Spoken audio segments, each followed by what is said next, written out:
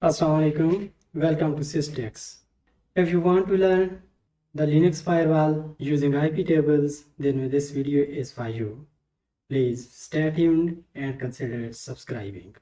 A firewall is essential for protecting your system. On Linux, IPtables, NFtables, UFW, and things like this are used for protecting your system. Firewalls help block unauthorized access while allowing legitimate communication. To demonstrate this concept, I have configured a shell script that will allow SSH traffic, block all other incoming traffic, check the firewall status, save the firewall rules into a file. Let us check it. gedit-firewall.sh. The script starts as it is.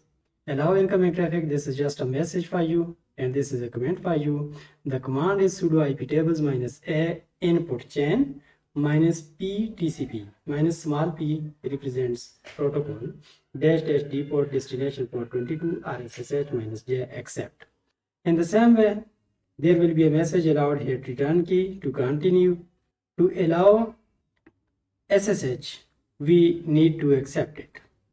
In the same way, we are going to stop any other traffic than the SSH. The command is sudo IPtables -P input chain and then drop it.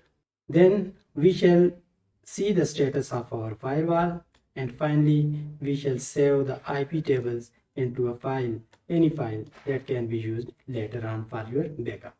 The command is IPtables-save -f represents the file, and this is the path of file.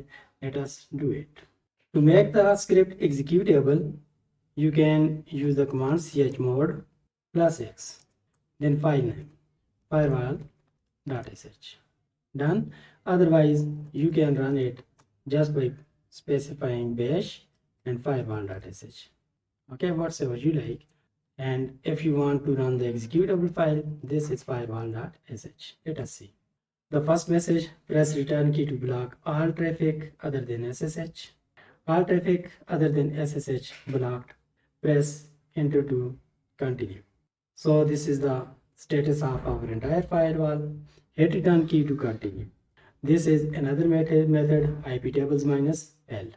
Finally, the firewall is saved. All is well. Press enter to continue. Press return key to read final message. Script available in description. Thank you for watching.